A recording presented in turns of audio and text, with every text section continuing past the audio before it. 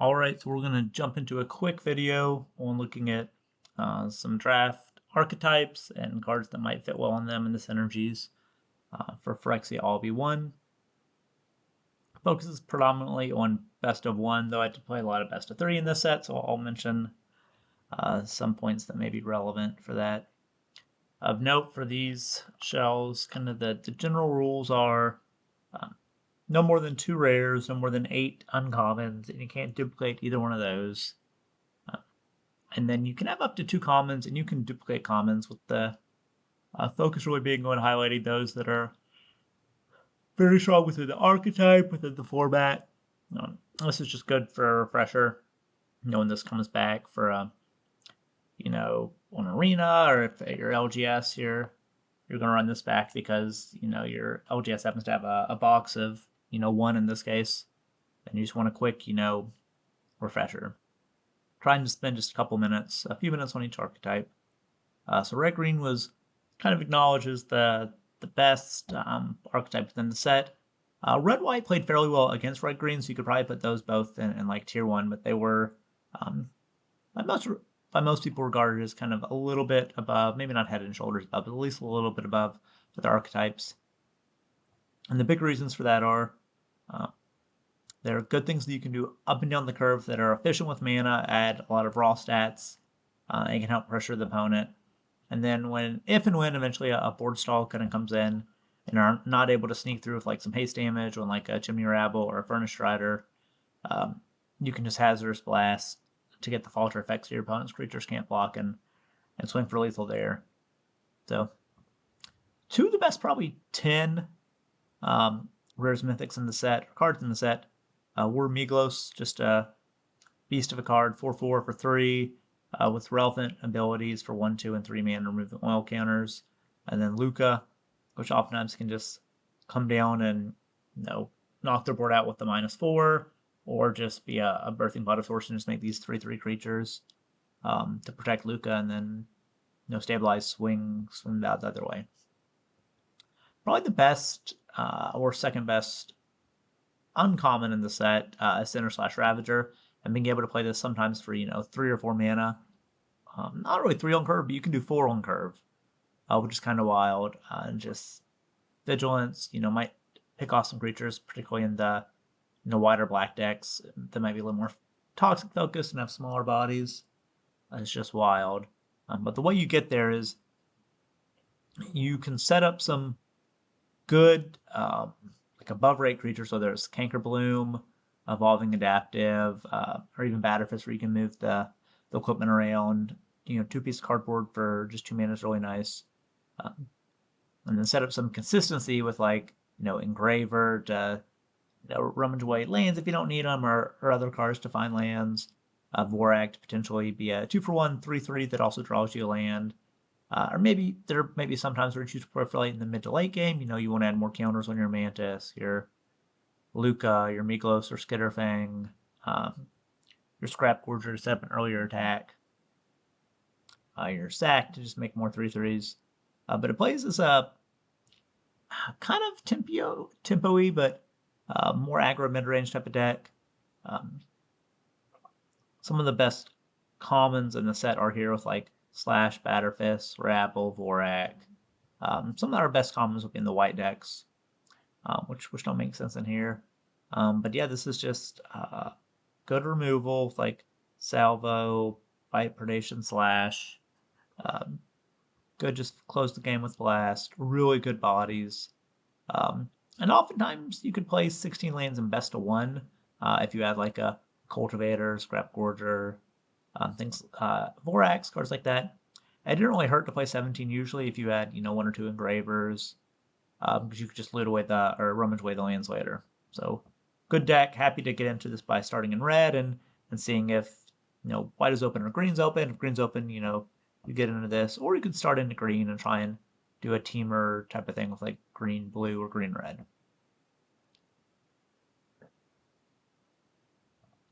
Probably my favorite deck in the format that also fortunately played very well was white red. When looking at this set initially, I was a little hesitant about the equipment, yeah, the Vermeerden, coming with the creature was really nice, but they felt a little overcosted in many cases. Well, come to find out, that's not right. War Whip, one of the top 5 uncommons. Batterfist, a top 10 common. Hoverwings, top probably 15 to 20 uncommon. Halberd, around the same. But you just get a lot of mana seeks late in the game. If you had 2 or 3 equipment, you could just move your War Whips or your Hoverwings around, and just be in great shape. And you're able to start aggressive enough,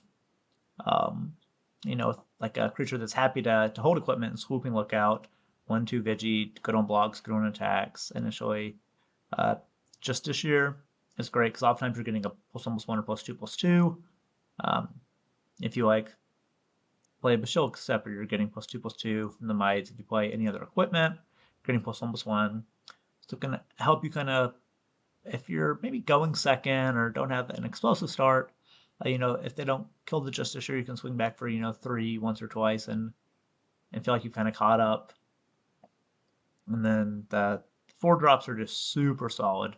Being able to have an Indoctrination Attendant that picks up an equipment, picks up your Batterfist to replay it, or picks up a Skitterfang after you've used, 2 or 3 of the counters, picks up your Sentry if maybe it ate a token before to replay. Just all fantastic. And then again, Rabble, like we said, just great 2-way card, play on 4, swing for 3 usually. You got that 1/1 back to maybe chump block if you need to, so you don't fall behind on the damage race, and makes it tough for them because you might drop another Rabble or you might drop a Strider, start hastening things out. And then you can play a slightly more aggressive lower end deck, but it feels like there's just so much power. This is more of a mid-range deck that can go a little to the late game because of all the equipment you can move around, and you can just say, whatever creature I have is gonna, get first strike trample or get double strike or get flying, and they have to block those tokens or whatever, and it just makes it really tough for them to keep up with you on resources. Is you still draw cards that you can't play when you don't need to re-equip something. Ideally, if you could, Elvish Norn is just an absolute bomb in this deck because you're doubling up all of your ETBs, of which there are multiple because of all the equipments, and then attendants, rabbles, shepherds, things like that. So just super sick. And then any deck where you can get the Eternal Wanderer in there. This is just a plus level card. So outside of those, you don't have to be super uncommon heavy. I mean, yeah, you want a War Whip, and you'd like a Hoverwings, but beyond that, there is interaction at common with Slash and Planar Disruption, summon uncommon with Salvo and Ossification, which are both really good above rate, handle a lot of different types of cards. Yeah, just really fun deck to play. And then even though you do have some evasion with the Wings or the Skitterfang, almost any red deck that has a somewhat aggressive tent is going to want a Hazardous Blast. So this, red-green, is no exception. This doesn't play as well in the red-blue we're going to look at, or red-black, but it's good in these 2 decks. So we'll finish out the other red decks because I oftentimes just like to try and start red and see what was open. So I guess we'll go to red-blue. And some people did really like the teamer space, red-blue, red-green, blue-green. In particular because blue tended to be a bit underdrafted because it wasn't regarded as generally being exceptionally deep at common, and then some more situational cards at uncommon, but it can play either a more tempo-y game like it probably does in red-blue, or more of an attrition game like it does in a red-green. So, like I said here, this can be a little more tempo-focused where you're, again, trying to start out, on 2 with a good card that kind of sets the tone like a Batterfist, or potentially an Engraver to smooth your draws. But then you can go into, tapping something down into turn with the Chrome Prowler to swing in. Maybe Chrome Prowler, turn 3, tap down the creature. Rabble, turn 4, swinging in with both these. A 1/1's left back. Can be really nice. And then There are some other tempo plays, like, balance with the Serum Snare. And you can balance your creatures too if you need to be balanced with the Surgical. Skull Bomb, slash for interaction, Rebel Salvo again. If you're really aggressive, maybe you went first curved out, you can use the Tamio's Mobilizer. Aggressively, to tap in a blocker and swing back. You can give creatures haste with Strider. Though you already had that with a Rabble, you may be able to haste out a Synthesizer. It might be a 3/3 unblockable at that point.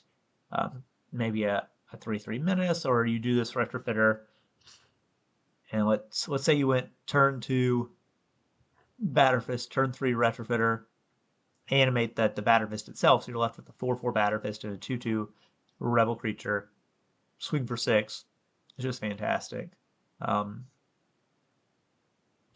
Yeah, it's just, it tries to play more like a tempo type of deck. Because it is more tempo, you could put a blast in this type of deck, because you may not be able to deal all 20 damage for an opponent stabilizes, and you run out of tempo plays, and they still have cards in hand, and they kind of catch up.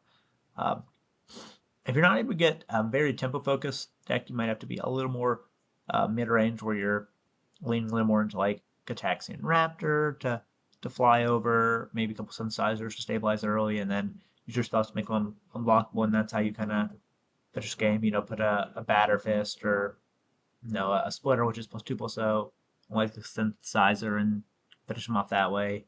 So there's some optionality. I lost to Turn Reservoir when it was played by good opponents, and like Team Drafts, Podrads, but I didn't play too much myself.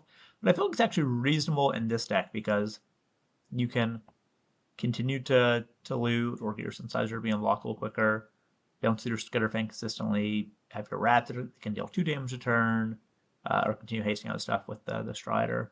And if you're really fortunate, you can put on one of your bombs, like a Forge, to make bigger creatures. But yeah, it's a fun type of deck to play, but I would ideally start in red, and then, if green and white aren't open, I'm seeing, like a Prowler pick, like 6 or 7 or something like that. Might try and backdoor into like big R, small U, blue, and kind of go like that. And I guess we'll go to black-red to finish off the red card. So this deck tended to play on the more defensive space. We're just trying to say, I don't have the cards to be aggressive enough most times, so I'm just going to try and outvalue you. Smooth draws with Engraver is really nice. A Batterfist that can trade and leave an equipment around. Charforger to try and see more cards in my deck and play them. Hive Master or Edifice to try and trade off and leave a body behind. Testament Mirror to trade off and find selection for some of your better cards, whether it's like a Shieldred or a Forge or Grimnark, Skywarden, something like that. And just trying to get as many little 2-for-1s or like 2-for-1.5s as you can. And yeah, eventually just have some cards in hand when they don't have any, and get the board to be smaller, play a smaller game, and kind of go from there. So it's good to have some interaction, like things that'll play up in mana, like Slash, Drone and Ichor, and with Affliction, sometimes Rebel Salvo. And then yeah, this is a place where you can probably play 1 or 2 tap lands, because you're not looking to be hyper aggressive. You're more mid-range to controlling within this format. So you may have mana where you can crack this and get to the point in the game where you do want to refold your hand because you need more cards. So those are the red X decks. I guess we can probably look at white with acknowledging that other than white-red, they are predominantly toxic in focus. So it'll look like a white-green, white-black. And I will say white-blue is not. This is very artifact-heavy. So maybe we'll tackle white-black that you would oftentimes see on the ladder, but if it came together, it was exceptionally annoying to play against, because they would just, 1-drop into 2-drop into 3-drop and destroy your creature. Next thing you know, you're corrupted and you don't have much of a board. But if they don't get that type of draw, oftentimes it would just not quite get over the finish line. So with that in mind, it's an aggro linear strategy deck. or you're happy to shave a mana or two to have more action in the deck. And it starts with 1-drops, Chorus and Skull Dweller. You'd play as many of these as you could get, and you'd follow them up with as many of these 2-drops as you can get. In particular, Blight Belly Rat was one of the better black cards in the set in general, but in particular in like black white and black blue we'll look at, because at this point you're trying to get someone to 10 poison in the majority of your wins. So if you can get in with 1 damage with one of these, then this turns into, blocks, up their poison count by 1. Or maybe you can sneak it in if you get like, an Annex Entry to eat their blocker, or like an Anoint or Ossification Planar Disruption, something like that. And then you sneak in another Toxic with this. But once they're corrupted, ideally from your 1, 2, 3 drops, Hive Master or Lancing Raptor can send to the skies to deal another damage. Then you're turning on cards like your Incisor Glider to make your attacks continue to actually be acceptable once you get to turns, like 4, 5, 6. Or like Vivisection Evangelist to take out a blocker and then continue to be able to swing. Even like a Hover Wings to send something to the air can be exceptionally annoying. Or Porcelain Zealot, where many of your creatures have Toxic to give +2/+2 so they continue to attack. You'll notice I don't have any of the Pestilent Siphoners, the 1 in a black, 1 flyer, Toxic 1. This build, ideally you're not playing those, because they're just not good draws late, okay draws early, but I mean if they're just killed, or they have a blocker for it, or they just say, okay, I'm just going to race you, like your 1/1 flyer is not going to block anything, you spent 2 mana on it, so there's fine on the play, pretty wretched on the draw most of the time. Whereas cards that first strike when attacking, double strike, or when they try to still proliferate, are really nice. Like Tarantula Body, extra bodies that can maybe be pumped up at like your Porcelain Zealot or your Complete Devotion. Turning your Anoint Affliction 1 into 2 mana, exile anything is just great mana advantage. So that's what the deck is trying to do. It's a little tougher if it goes second. It doesn't really curve out. So it's not usually where I wanted to be.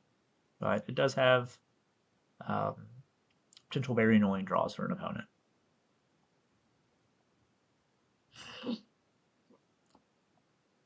White-green, again, another a generally toxic focus deck, but this one oftentimes could win on damage.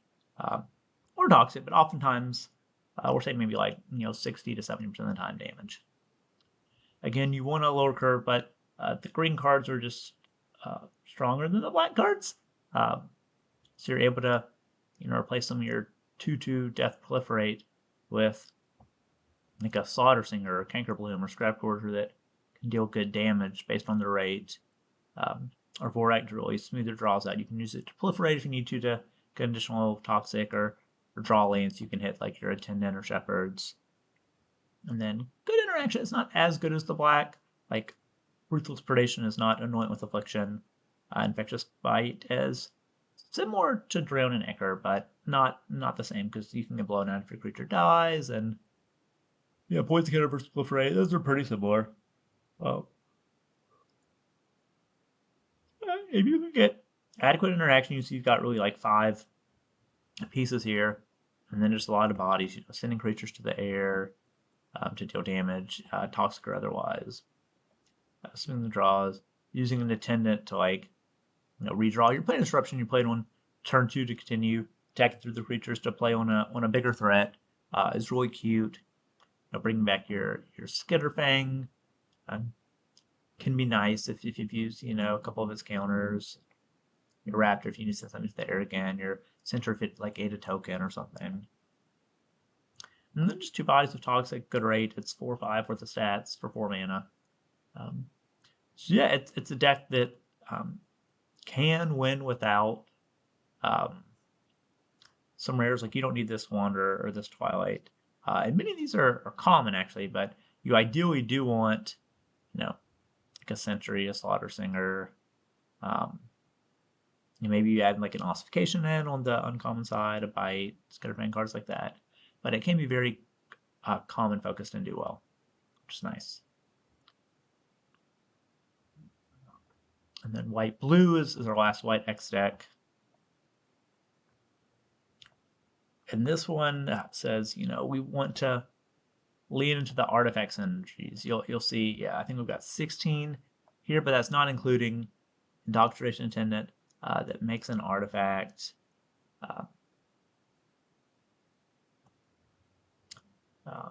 Where was it? Yeah, no, so I think you're actually fine to have, one or even two of the 3/3 flyer, make 2 artifacts in here as well, but you really want a lower curve. So I didn't put that in here to allow myself to go to 16 lands, but here you're saying I want a 1-drop, ideally like a Crawling Courser or Swooping Lookout, into a 2-drop, ideally, Mana Bolt Justiciar, or maybe like a Watcher. And then you're playing a tempo game where you're hoping to like drop a Retrofitter to make one of these a 4/4, or a Prowler to tap the creature to get in damage. I am Alctor, and then you just turn it on, ideally every turn of the game till the game's over. And, just use, evasion with like Hover Wings or your Sentry or Watcher that has Flyer or Lookout that has Flyer. Just push through, kind of tip them out with, your Skull Bombs, your Immobilizers to remove blockers. Yeah, so it's a deck that could definitely be played at. It was good at best of 1 and best of 3, though sometimes there could be artifact hate that's brought in a best of 3 that can be challenging to get through if they also have a good deck and realize what their role is in the game. But your role, generally speaking, is to be on the aggressive side. Like Noctor doesn't block very well unless you happen to have Chrome Power. You can play at instant speed to animate on your opponent's turn. So you wanna lean into being aggressive. There's probably an opportunity here to have like a Mirror and Bardiche maybe to like put on a Swooping Lookout, put on these like Might tokens, things like that to make them still do some damage. And that oftentimes happened in like best of 3 or team drafts where the decks were a little scrappier, cards were a little more contested. But this is a pretty streamlined version that should work pretty well and get the general points across for the deck. And then we have just a few other decks left. So I guess there's black, green, blue, black. Yeah. So out of these, I'll probably go to blue, green. This felt like a much stronger deck in the best of 3 queues or Potter team drafts than in best of 1, but that's fine. So it's a very defensively minded deck. You're happy to play, Cultivator or Seer on 1 to start generating some value either for their scries or catching or generating some extra mana. Good defensive speed here, and you're going into like Raptors that can block most creatures. Vorak that's a 2-for-1 usually. Troll, actually maybe we should even have like 2 trolls in here because it's one of the best earlier cards in the deck. Actually, I'll make an adjustment right now, and I'll put a second troll in here. The Mantis is a 2-way card, attack, give it Vigi, untap it. But the cute things you could do is you could get like a toxic, a poison on them from like an infectious bite or like an overseer or observer, and then you can just sack, make a creature, proliferate. So you give them their toxic, you put an counter on the sack, and you just kind of burn them out that way. Put an counter on your mobilizers, you can keep tapping their stuff, and then just hold up your defensive cards like your Raptors and Vorax and Trolls. And yeah, so this is a deck where you could find ways to maybe have a good splash. Like I splashed Vraska in this deck more than once. Had pretty good results.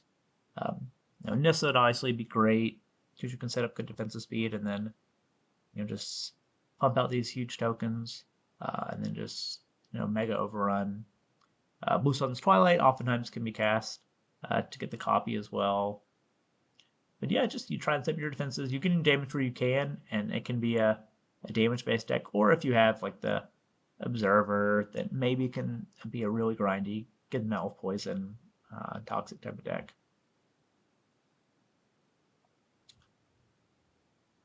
We'll go with blue-black next. This generally speaking, was another linear deck. You could play it as a more just blue-black control and not necessarily try and go for a toxic win, but the blue-black burn deck was really where you wanted to be. So doubling up on cards that oftentimes were wheeling, like Prologue to Phyrexia or sometimes Augury, to say, in a way, 2 mana, draw a card, deal 2 damage to your opponent. If you're trying to get them to 10 poison each counter, it's like pseudo 2 damage. And then once you get the first poison on, through like a Skull Dweller, a hybrid, maybe a rat, then you're just proliferating with Augury, with Whisper of the Dross, with Mesmerizing Dose, Drone Ichor, Rat, all just super strong cards, and then being able to selectively find cards you need with Augury. So maybe you Augury into another Augury to deal 2 poison damage with the Proliferate and set up your draws. Can be a really big game here. So oftentimes the fewer creatures you have, the better. But you do need to get in some initial toxic. So it might be the hybrid, the rat, the Skull Dweller, cards like that. Also, Vraska's Fall did play well when you had more removal, because you could just, particularly if you had like Whisper the Dross as well, to pick off like a Might token and then pick off their big creature with the Fall, or like pick off the 1/1 from a Chimney Rabble, and then Vraska's Fall to get the 3/3 Rabble. It's really nice, because oftentimes, most of your wins are going to be through the burn variety, unless you just, stick a flyer and just keep attacking them or kill all their stuff. Annoyed with Affliction acts as like a 2 mana exile any creature, which is just huge. Even like Sheoldred's Edict is good for token or non-token. Drone and Ichor. Yeah. So, ideally you can, finish the opponent on, turn 6-7 if you're on the play. So it's slower than some other decks, but also because you're advancing your game plan with getting more poison on them while also slowing them down with like Vraska's Fall or Whisper the Dross. Even like Serum Snare to cancel creature and proliferate another poison is really nice. Blocking with the rat and getting our poison on them. So that's kind of blue-black. And the last one is a defensively minded black-green. This is not really where you wanted to be. You just had to get, 2 for 1s, 2 for 1.5s, 1.5 for 1s, things like that. And then just hope to run them out of resources and win with whatever you had left. So cards that help do that to actually win were like Stillbach Battle Tears, put on whatever creature you have left and make it a good attacker. Even like Grimdark and Mantis were fine with that. But you're looking to like trade with the Vorak and be up a resource from like the land you got. Trade with a Testament Bearer, be up a resource from whatever card you picked from the top 3. 2 for 1 with like Edifice or Hive Master, hopefully. Getting multiple creatures from your sack. And then having good removal of like Predation, Drayon, Bite, North Affliction. So yeah, it's just tougher to, like, the way you get into this, because I don't think I started many, if any, drafts in black. Like, I opened a Sheoldred once in a pod draft, so I started black with that. I opened like an Archfiend of the Dross a couple times. So beyond that, it'd be like you're starting green for maybe like a Vorak or Canker Bloom or Adaptive or Nissa, something like that. Maybe a sack. And you just don't see red, unfortunately. And then you're not really seeing blue that goes well with it. Maybe somebody else is trying to do the blue thing. But you're seeing some black. You're like, okay, well, I can be more defensively minded and try and just grind out. So yeah, I believe that those are the decks. Looks like we've covered them all. So hopefully it's a good refresher. If you come back to Phyrexia, all will be one. Out. Have a good one.